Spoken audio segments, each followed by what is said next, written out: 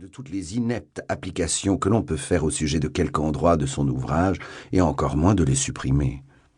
Quelle prodigieuse distance entre un bel ouvrage et un ouvrage parfait ou régulier. Je ne sais s'il s'en est encore trouvé de ce dernier genre. Il est peut-être moins difficile au rare génie de rencontrer le grand et le sublime que d'éviter toutes sortes de fautes.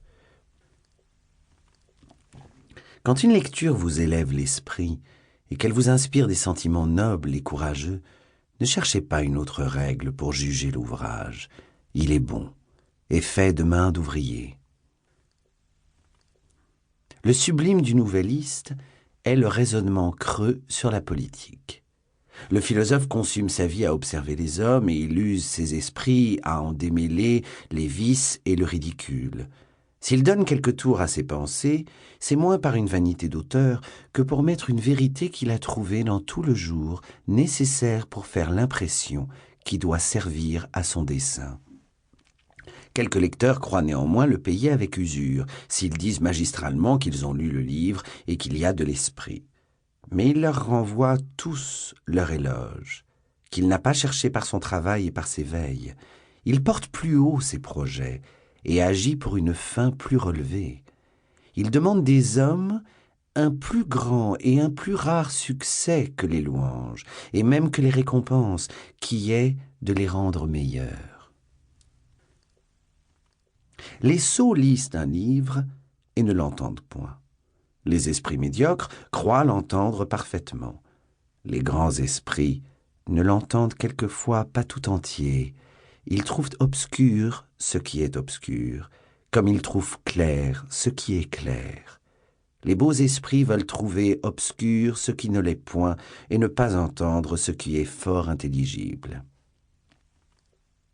Le poème tragique vous serre le cœur dès son commencement, vous laisse à peine dans tout son progrès la liberté de respirer et le temps de vous remettre, ou, s'il vous donne quelque relâche, c'est pour vous replonger dans de nouveaux abîmes et dans de nouvelles alarmes. Il vous conduit à la terreur par la pitié, ou réciproquement à la pitié par le terrible, vous mène par les larmes, par les sanglots, par l'incertitude, par l'espérance, par la crainte, par les surprises et par l'horreur, jusqu'à la catastrophe. Ce n'est donc pas un tissu de jolis sentiments, de déclarations tendres, d'entretiens galants, de portraits agréables, de mots doucereux ou quelquefois assez plaisants pour faire rire, suivis à la vérité d'une dernière scène où les mutins n'entendent aucune raison et où, pour la bienséance, il y a enfin du sang répandu et quelques malheureux à qui il en coûte la vie. Il semble que le roman et la comédie pourraient être aussi utiles qu'ils sont nuisibles.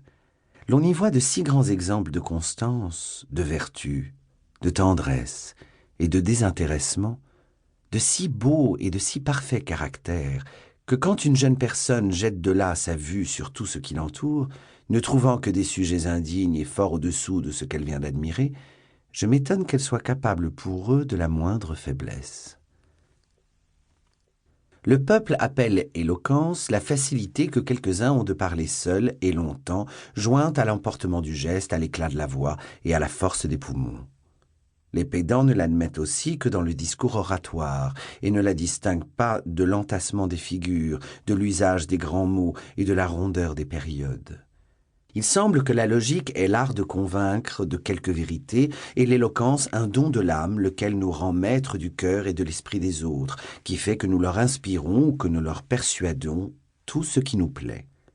L'éloquence peut se trouver dans les entretiens et dans tout genre d'écrire. Elle est rarement où on la cherche, et elle est quelquefois où on ne la cherche point. L'éloquence est au sublime ce que le tout est à sa partie.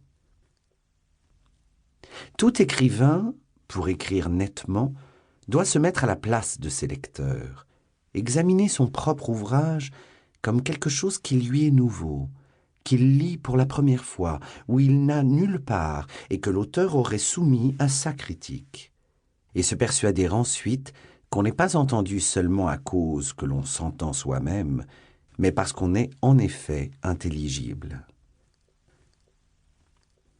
La gloire ou le mérite de certains hommes est de bien écrire, et de quelques autres, c'est de n'écrire point. Il y a des esprits, si j'ose le dire, inférieurs et subalternes. Pour continuer à écouter ce livre audio gratuitement, cliquez sur le lien dans la description et vous pourrez l'écouter en entier sans frais grâce à l'essai de 30 jours d'Audible.